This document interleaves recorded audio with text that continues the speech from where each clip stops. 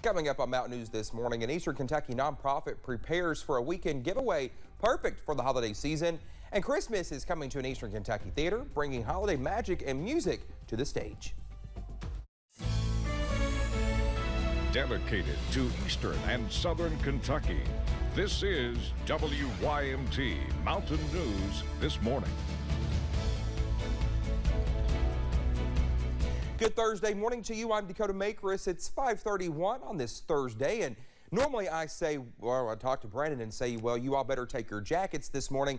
Well, not this morning. You don't need your, well, Brandon, I don't know. You might. You might. A light sweater, perhaps. Yeah, exactly. But some spots are still in the 30s and 40s this morning, closer to the borders you get. But the further inwards you get, like I said, it was in the upper 40s when I left the house this morning, and some folks are in the upper 50s right now. We take a look at Buffalo Mountain.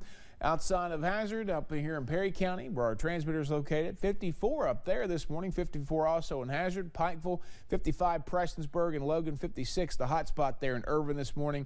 On the other end of the spectrum, 39 in Jonesville, the cool spot. Get your bowls out. Time for some breakfast flakes. We're going to be seeing again the temperatures slowly glow up as the clouds continue to hang around for just a little bit. And then as we head deeper into the daytime hours, climbing into the mid to upper 60s, which is well above average. Sunrise today, 7:31, sunset, 5:15. Dakota?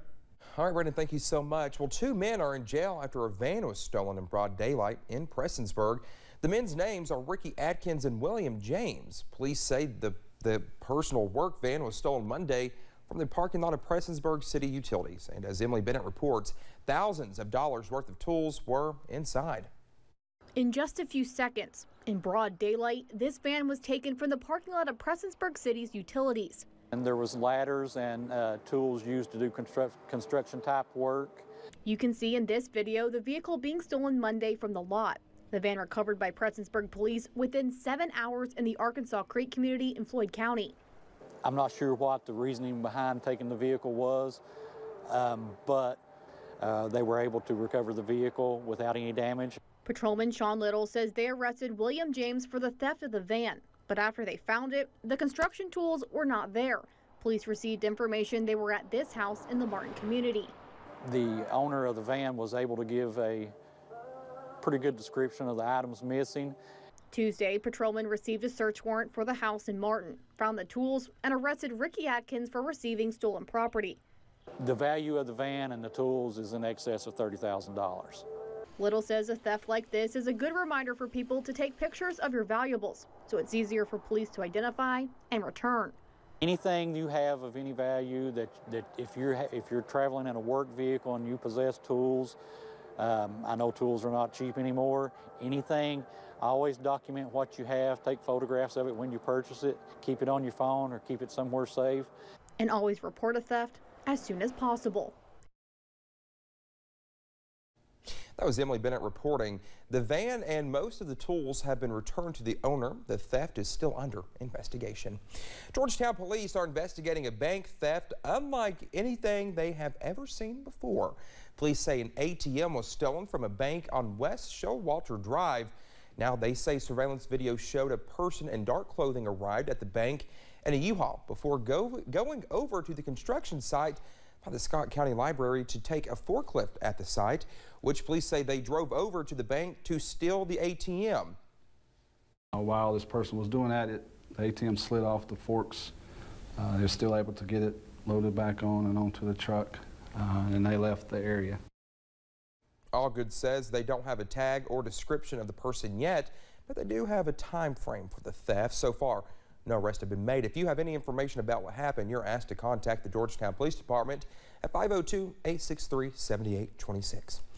Well, when you drop your kids off at school, you expect them to be taken care of and protected.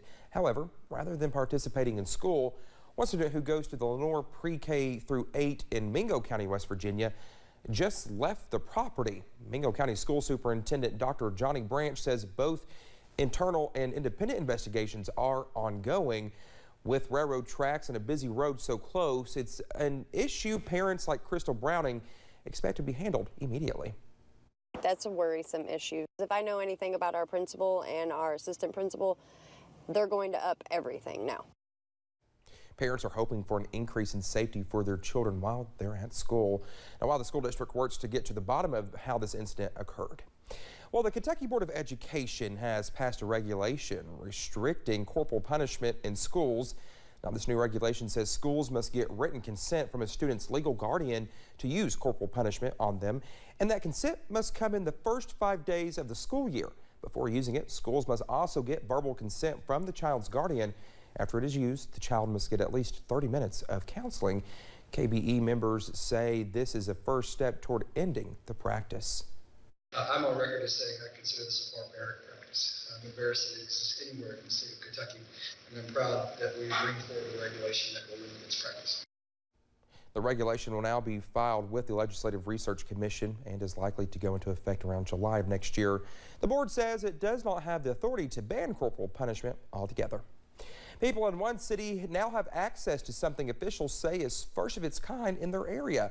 A public charging station for electric cars. The station is located in the parking lot of the Hampton Inn on US 27 in Somerset. Tim Kelly, the manager of the hotel, applied for and received a mini grant from the Somerset-Pulaski Economic Development Authority, or SPEDA, to help complete the project. The charger primarily serves Tesla cars, but is fitted with an adapter for many other brands. SPEDA provided $2,500 for the station itself and another $2,500 for marketing and advertising services. The Kentucky State Police Cram the Cruiser event is continuing across the state. Trooper Matt Gayhart with KSP Post 13 in Hazard posted on his Facebook page that anyone can drop off non-perishable food items at the Hazard Post. The food collected will go to those who are in need throughout the Post District. On Saturday, KSP will be set up at the Walmart in Hazard from 10 a.m. until 2 p.m. to collect donations. Well, the 41st annual Tri-City Empty Stocking Fund auction kicked off Tuesday night. The annual auction raises money to pass out food boxes and toys to families in the area. Now, for the auction, people donate stocking stuffers, gift cards to local restaurants, unique handmade items like clothing, home goods, baked goods, and much more. People interested will find the virtual event on Facebook Live tonight from 7 to 10 p.m.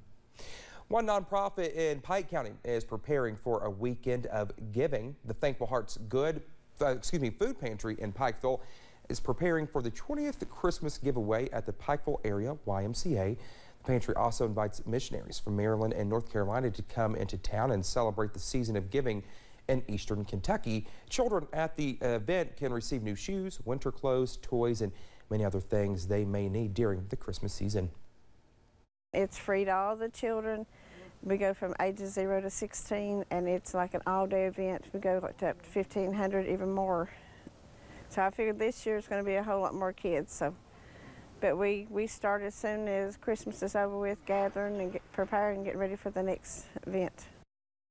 Now, Scott said it has been a blessing to have this giveaway carry on for 2 decades and to help those in need in her hometown. Well, we know there are a lot of passionate Christmas fans in the mountains, like Brandon, and also including a Salyersville man who has spent a little more than 2 decades spreading Christmas joy in his community. Our Zach Hawk takes you to a small mountain lane that sometimes sees 200 people a night.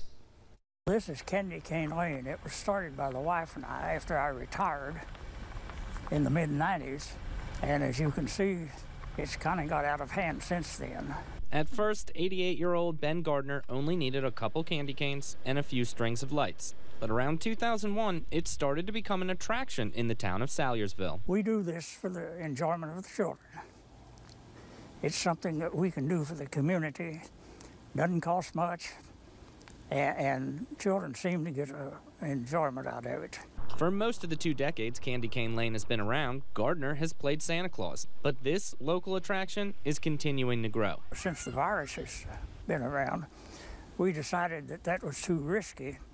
So we established a mailbox over here, and they bring letters to Santa, and we answer all of those. And he likes to remind children about the true spirit of Christmas. It's not just toys and lights and whatever, but it's really the birth of our Jesus, our Savior, and we should all remember that.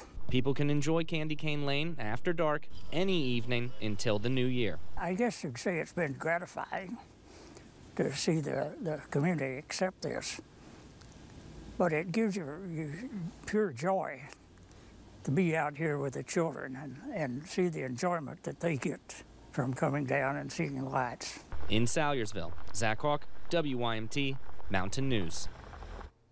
Located on US 460, 1 mile west of Salyersville, when it's not the Christmas season, Candy Cane Lane is actually home to the Gardner Farmstead.